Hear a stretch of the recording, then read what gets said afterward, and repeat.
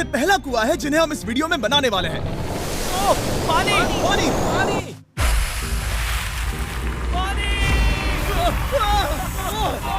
आपने अभी अभी केन्या के एक छोटे से गांव को पीने के पानी का अनलिमिटेड सप्लाई मिलते हुए देखा, वो भी सिर्फ 1 सेकंड में। अभी एक कुआं बना है और 99 बाकी है। आपको ये वीडियो बहुत पसंद आएगा। इन 100 कुओं को मिलाकर 5 लाख से ज्यादा लोगों को पीने का ताज़ा पानी मिलने वाला है। केन्या की इस साइट पर कुछ कुएं बनाने के बाद हम नाइरीरी स्कूल सिस्टम के साउथ में गए और कह सकते हैं कि उन्हें हमसे मिलकर बहुत खुशी हुई। क्या हाल है? मैंने ऐसा नहीं सोचा था। स्वागत के लिए शुक्रिया। समझ नहीं आता कैसे रिएक्ट करूं। बहुत बहुत शुक्रिया दोस्तों।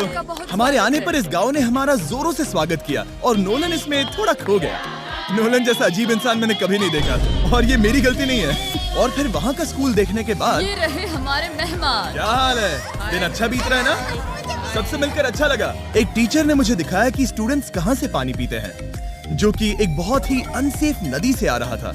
तो आपके स्टूडेंट्स यहीं से पानी पीते हैं? हाँ ये बुरी बात है। हाँ, स्टूडेंट्स हमेशा डायरिया जैसी बीमारी, टाइफाइड जैसी बीमारी की कंप्लेंट्स करते हैं क्योंकि वो ऐसा पानी पीते हैं। तो हाँ। हम कोशिश करते हैं, पर देख रहे हो ना, अब क्या कहा जाए। पर क्या करे, जिंदगी तो जीनी ही है और पानी तो सबको चाहिए होता है। जाहिर है कि इनकी हालत सच में बहुत खराब है। असुरक्षित पानी पीने से इन बच्चों की जिंदगी बहुत कम होती जा रही है। पर कम से कम इस गांव की मदद करने की हम पूरी कोशिश करने वाले हैं। क्या पता ये मुझे फिट आएगा या नहीं। मेरा सिर बड़ा है। देखते हैं पानी मिलता है या नहीं। ओह, ओह। बारिश हो रही है। क्या नजारा है। पानी जमीन से बाहर आने के बाद उसे ऐसे बैरल्स में इकट्ठा किया गया और बैरल्स को वाटर टावर्स पर लगाने के बाद आसपास के गांव के लोगों के पास सिर्फ पीने के लिए साफ पानी ही नहीं था, पर एक प्रेशराइज्ड वाटर सोर्स भी था, जिसका मतलब है कि लॉन्ड्री के लिए सुरक्षित पानी भी मिलेगा। और खींचो। मुझे बताओ ये नोलन की मॉम से कितना हैवी है? नोलन की मॉम से दुगना। ओह गॉड। मैं तुम्हें यहाँ से धकेल दूंगा। ठीक है, इसे अब यहाँ रख दो। हमने केन्या में और 20 कुएं बनाए और उसके बाद इसके जूते में भी कुआं डोंट है। वरी मेरे कि हमने ये 29 कुएं कैसे बनाए। इस विशाल सी ड्रिल से जमीन में सैकड़ों फीट गहरा गड्ढा किया, वो भी पॉल्यूटेड सोर्सेज से होकर सीधे विशाल से पीने लायक पानी तक। उसके बाद हमने पाइप्स इंस्टॉल किए ताकि लोग पूरे अफ्रीका में इन हैंड पंप से पानी ले सके और नाइरीरी में भी। इसे टेस्ट करके देखते हैं।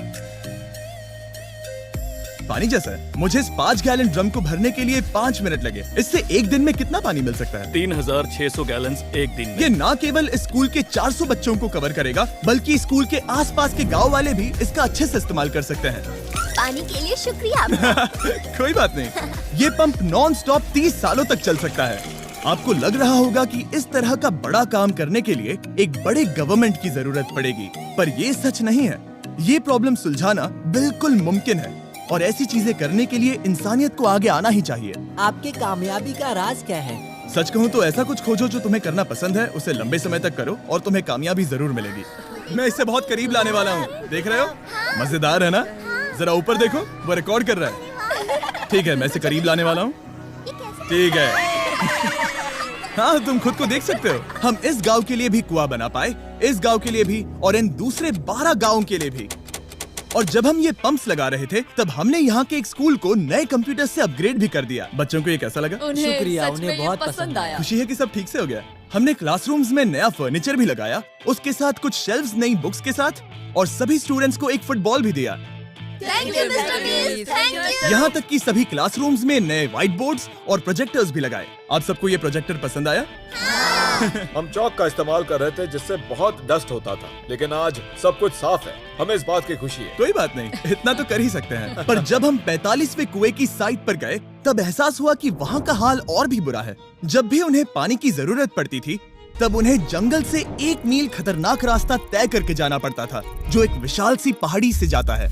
मैं जल्दी उठता हूँ, लगभग सुबह 4 बजे, ताकि मैं स्कूल के लिए पानी ला सकूँ। यहाँ से पानी निकालना सेफ नहीं है। ये जगह बहुत स्लिपरी है, जिससे किसी को चोट लग सकती है। हमने उनके कुएं पर काम करना शुरू किया, तब उन्होंने मुझे दिखाया कि वो पानी कहाँ से निकालते थे। आपको दिन में ऐसे कितने चक्कर लगाने पड़ते हैं? 2 बार। दिन में 2 बार? ओह वाह! तो एक आम स्टूडेंट ऐसा ही कुछ ले जाता है? ओह गॉड, अगर 200 स्टूडेंट्स ऐसा रोज करते हैं तो ये कितना मुश्किल होगा। बहुत मुश्किल हो सकता है। ओह गॉड, ये ढलान तो बहुत बड़ी है। अरे यार, ये ढलान तो रुकने का नाम ही नहीं ले रही। हर रोज मैं सच में दंग रह गया कि ये चढ़ाई कितनी मुश्किल थी। ये सब इतना कुछ करते हैं ताकि वो यहाँ तक पहुँच सके जहाँ इन्हें साफ पीने का पानी मिल सके। आमतौर पर आप पानी यहीं से लेते हो? हाँ। और पानी भरने के बाद ये जग्स लगभग 18 किलो तक हो जाते हैं, जो इन बच्चों के लिए पहाड़ियों से ले जाने के लिए बहुत मुश्किल है। लेडीज आराम से ये 2 उठा सकती ओह, हैं। तो मैं अभी जरूर ले जा पाऊंगा। और एक बार हमने जग्स भर लिए, उसके बाद वक्त था वापस ऊपर जाने का। जल्दी करो, चलते हैं। इससे तो पसीना भी नहीं आ रहा है। मैं ले लूंगा। और अब घंटों तक असुरक्षित पानी को इकट्ठा करने के बजाय उनका नया पंप स्कूल के बस 10 फीट दूर था, तो अब ये यहाँ से पानी ले सकते हैं। बहुत थक गया हूँ। और फिर हम गए हमारे अगले गांव में, जहां हमने बनाया हमारा 46वां कुआं। पर हमें एक प्रॉब्लम से गुजरना पड़ा। हमने देखा कि ये गांव आधे से बटा हुआ है, वो भी इस खतरनाक सी नदी से। ये अभी इतनी खतरनाक नहीं लगेगी, पर जब बारिश का मौसम आता है, पानी ऊपर तक आकर इस पुल को पूरी तरह से निगल लेता है। और ये पुल इसलिए इतना जरूरी है क्योंकि वहाँ जो गांव है, वहीं पर सभी हॉस्पिटल्स और स्कूल्स हैं, इसलिए यहाँ से रोज गुजरना पड़ता है। ये खतरनाक है, लेकिन इस पुल के अलावा इनके पास और कोई ऑप्शन नहीं है। जब ये नदी उफान पर होती है तो ये किसी को भी बहा ले जाती है, लोग, स्टूडेंट्स, यहाँ तक कि जानवर भी। हाल ही में इस नदी को क्रॉस करने की कोशिश में हमने 3 लोगों को खो दिया। इस तरह किसी की जान जाना पागलपन है और हम इसे स्वीकार नहीं कर सकते। और जिस पल हमने इस बारे में सुना, तब हमें मदद करनी ही पड़ी।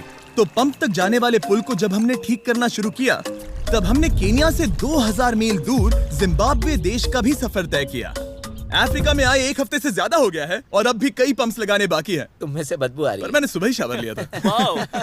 बात होते ही मैं हाथ नीचे ले लूंगा। इस काम के लिए मैं तुम दोनों पर भरोसा कर सकता हूँ। हाँ। हमें सबसे पहले एक लोकल हॉस्पिटल की जांच करनी थी, जहाँ साफ पानी की सख्त जरूरत थी। अंदर जाने पर हमें पता चला कि इस क्लिनिक की इस गांव को कितनी जरूरत थी। 1 साल में यहाँ पर कितने बच्चे जन्म लेते हैं? 1 महीने में करीब 50। इसका मतलब 1 साल में पूरे 600। वाह! पर दुख की बात यह है कि इन प्रेग्नेंट महिलाओं को सिर्फ पानी लाने के लिए 1 मील तक जाना पड़ता है और इन भारी बकेट्स को लेकर वापस आना पड़ता है। पर अच्छी खबर यह है कि हमने इनकी पैसों से मदद की यहाँ पर एक मॉडर्न पंप लगाने के लिए। संभाल के, इसे पकड़ो। और अब बस देरी थी इसे शुरू करने की। ठीक है नोलन, क्या तुम तैयार हो? मैं तैयार हूँ। ओवर। मुझे एक ड्रामेटिक जूम इन दो। नोलन, मैंने बटन दबा दिया है, ये काम कर रहा है? पानी आ रहा है। आप जाकर चेक करना चाहेंगे? हाँ। वहाँ पर? हाँ, चलो चलिए, चलते हैं। लोगों को पानी मिलता देख मुझे आखिर बहुत अच्छा खुशी हो पानी रही मिल ही है। गया। ये सच में कमाल की बात है। हमारा नोलन एक प्रोफेशनल डांसर है। यकीन नहीं हो रहा, मैं डांस कर रहा हूँ। वो कर क्या रहा है? ओह गॉड, सॉरी, मैं नहीं चाहता कि आप इसे और देखें। साफ पानी मिले ये पक्का करने के अलावा इस गांव में बहुत से स्टूडेंट्स को ट्रांसपोर्टेशन की भी दिक्कत थी, तो हमने इन सबको नई साइकिल्स देने का फैसला किया। बच्चे बहुत ज्यादा हैं, पर हमने साइकिल्स भी उतनी ही खरीदी हैं। सच बताऊं तो मुझे साइकिल चलाना नहीं आता। जिमी को सिर्फ साइकिल देना आता है। कभी इसे चलाना नहीं सीखा। तो चलो हम एक रेस लगाते हैं। 3, 2, 1, गो! ओह माय गॉड, सभी मुझसे आगे जा रहे हैं। संभल के, मुझे चलाना नहीं आता, किसी को उड़ाना नहीं चाहता। तुम इसे चलाओगे? ठीक है, जाओ चलाओ। ओके। और इन्हें साइकिल्स देने के बाद हमने तब तक पंप्स लगाए जब